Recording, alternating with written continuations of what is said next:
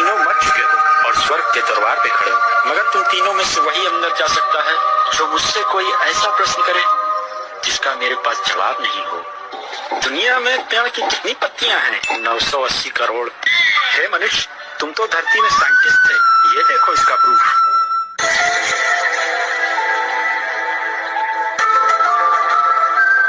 ये तो सही है। हाँ डॉक्टर साहब, आपका सवाल क्या है? कोरोना का इलाज क्या है? राम तस्वीर, ये देखो ये दवा कैसे काम करती है। ये तो सही है। काश मैं धरती पे होता ये बताने के लिए। और तुम तो वकील थे, तुम्हारा क्या सवाल है? ऐसी कुर्सी लाइए जिसमें ढेर सारे छेद हो। ये लो वत्स। हाँ, ये बताए कौन वाले छेद से पात निकला?